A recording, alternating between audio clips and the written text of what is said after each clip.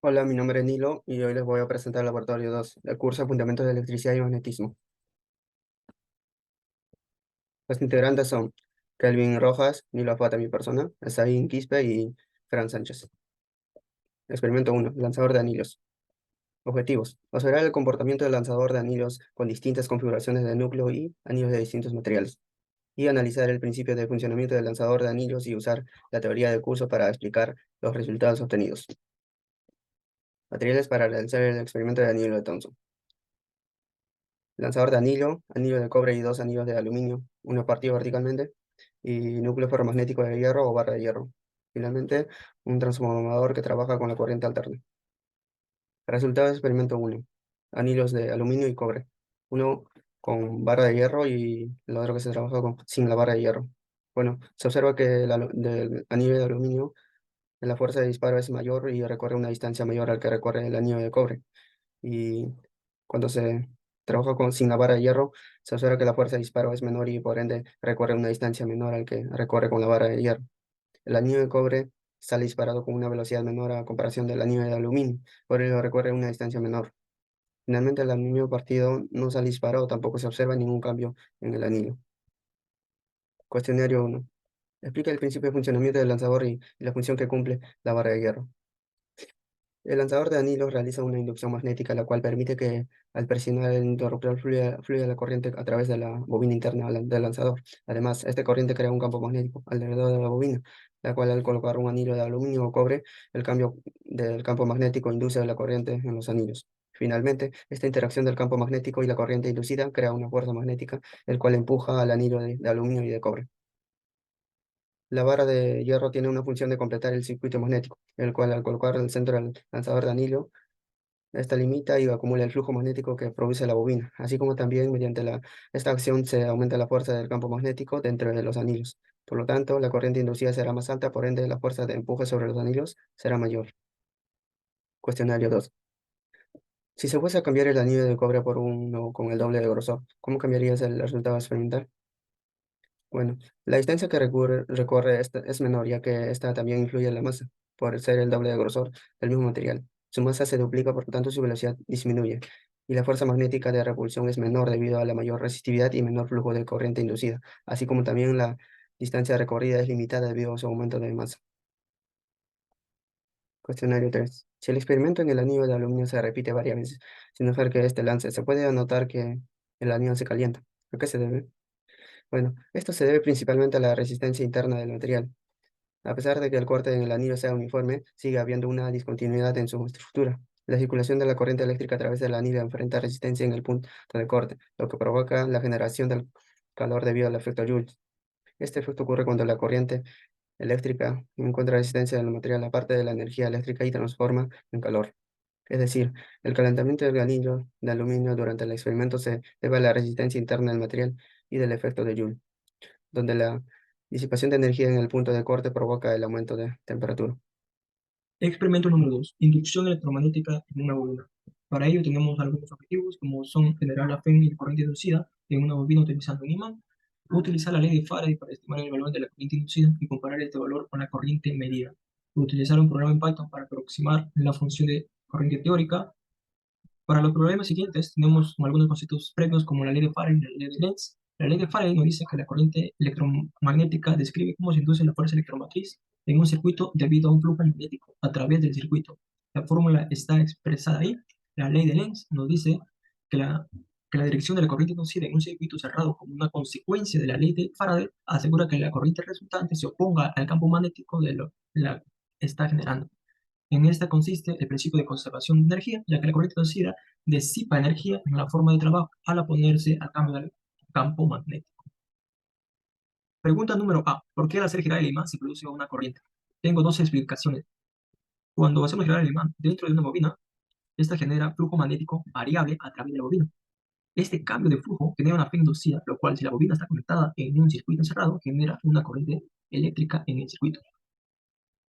La segunda explicación se da cuando la línea de campo magnético alrededor de un imán desencadena una inducción electromagnética cuando este imán se mueve o gira cerca de la bobina conductora. Cuando el imán rota, la línea de campo magnético que atraviesa las espiras de la bobina experimenta un cambio de su orientación a lo largo del tiempo. Este cambio de flujo es la fe inducida En otras palabras, la variación del campo magnético genera una fuerza empujadora de los electrones a lo largo de la bobina, lo que resulta en la generación de corriente eléctrica.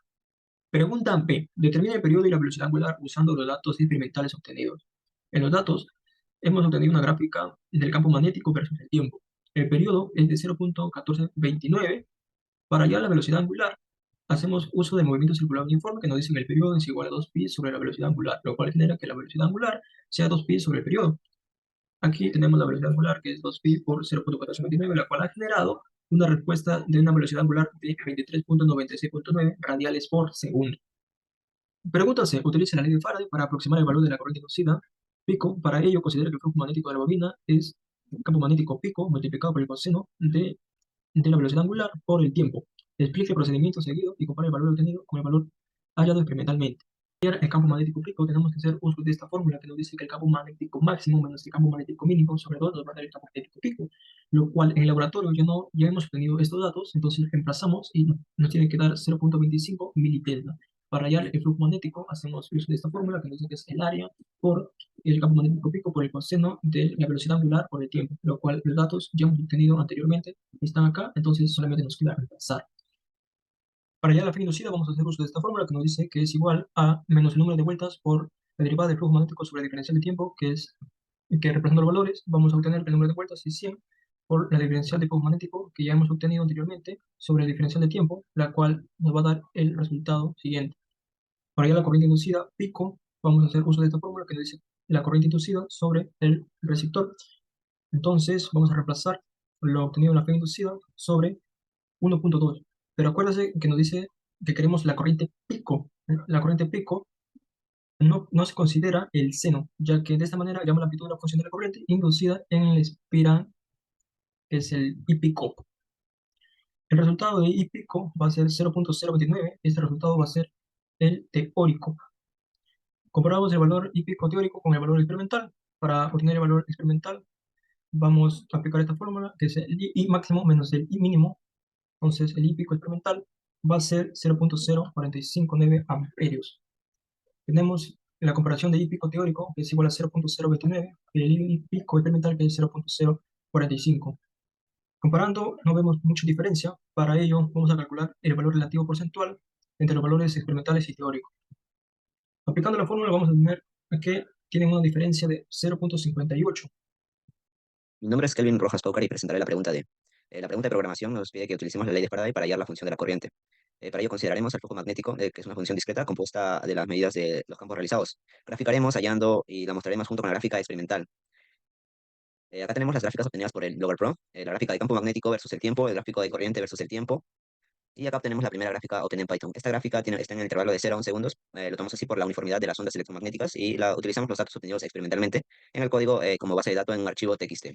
La gráfica 2 obtenida en Python, que obtuvimos la función seno, convertimos nuestra función que tenía ondas o ondas de sonido a una función seno, donde el valor de A es la amplitud, B es el periodo, C y D son constantes. Obtuvimos matemáticamente calculando y con algunas funciones de Python obtuvimos el gráfico. La tercera gráfica obtenida en Python es la gráfica de la corriente C y la corriente obtenida por el sensor. Podemos observar que las dos gráficas son muy parecidas y podemos decir que la corriente calculada y la corriente experimental son muy parecidas o tienden a ser simétricamente iguales. En las conclusiones para el experimento 2 podemos comprobar la ley de la inducción electromagnética. Esto debido a dos factores, la interacción con el imán y la bobina, generan un campo magnético variable, esto a su vez genera un flujo magnético variable y a la vez una corriente inducida. La conclusión 2 es que con las gráficas o pudimos calcular el error relativo entre las dos corrientes inducidas y pico, que fue muy mínimo. Vimos que las dos gráficas se parecían mucho, la gráfica de la corriente 1 y la gráfica de la corriente 2 experimental. Y así como comprobamos las preguntas anteriores con cálculos matemáticos. Bueno, ahora haremos el experimento del transformador. Bueno, los objetivos. El primer objetivo es determinar la relación entre el voltaje medido por el software Lawyer Pro y el multímetro. El segundo objetivo es determinar la relación que tiene la transformación obtenida con la transformación teórica y aplicamos en el resultado. Y por último, y el tercer objetivo es utilizar un transformador usando distintas combinaciones de bobinas y núcleos de distintas geometrías. Bueno, para ello, estos son los resultados que obtuvimos en el experimento que realizamos en el laboratorio, como puede observar acá en la tabla 1 y en la tabla 2, que más adelante nos servirán para resolver los problemas, bueno, las preguntas. Para ello, obtuvimos estas gráficas, como puede observar, la gráfica 1 del transformador sin núcleo de hierro y la gráfica 2 transformador con núcleo de hierro en forma de barra. Acá los gráficos. Bueno, la pregunta, ¿con cuál configuración de núcleos se obtuvieron mejores resultados? Y a la conclusión que llegamos es con la que tenía forma de U cerrada, ya que la longitud de su trayectoria magnética es más corta, lo cual provoca menos resistencia al flujo magnético. Y también su forma proporcionada forma una guía natural para el flujo magnético a través de las bobinas. Bueno, y con esto se obtiene un voltaje más alto con respecto a otras configuraciones de núcleo. La pregunta B. Determine la relación de transformación usando los valores del voltaje RMS medios. Compare este resultado con relación a la transformación teórica. Para ello utilizamos esta fórmula, que es el número de vueltas de bando secundario entre el de bando primario. Y como nosotros utilizamos los dos con 800 vueltas, así que el resultado nos sale 1 en el experimento. Bueno, y ahora la relación de transformación usando los valores RMS medidos. De acá, como puede observar, para ello utilizamos esta fórmula, que es el voltaje U RMS, que es el voltaje de salida entre el voltaje de inducción. Como a todos, le aplicamos un voltaje de inducción de 4 voltios, y así que todos los resultados obtenidos los dividimos entre 4. Así que sin núcleo nos salió 0,06, con núcleo en forma de barra 0,4875, con núcleo en forma de U 0,37 y el núcleo cerrado 0,835. Ya, bueno, la tercera pregunta, ¿cuál es mayor, el voltaje pico o el voltaje RMS? Como puede observar acá en la tabla, es mayor el voltaje pico por poco, ¿no? Esto mayormente se debe a que el RMS medido por un multímetro puede estar relacionado con la forma de onda de la señal, y el valor pico puede ser mayor en comparación con el valor RMS, ya que una onda sinusoidal es igual al valor pico por la raíz cuadrada de 2. Bueno, para la cuarta pregunta, perdón. Para las mediciones usando un transformador reductor, determine la relación de transformación. Compare este resultado con la relación de transformación teórica. Bueno, para este experimento sí realizamos con diferentes números de vueltas, con 800 y 1600, así que acá nos sale 0,5. Y en el caso 2 utilizamos la bobina de 200 y 800 vueltas, y el resultado nos sale 0,25. Estos son los resultados teóricos, y en el resultado experimental nos sale 0,24, y en el caso 2, 0,2. Bueno, ya la conclusión que llegamos es que la relación entre las transformaciones teóricas y experimentales se acercan, por lo que concluimos que es eficiente. El voltaje de salida es menor que el voltaje de entrada.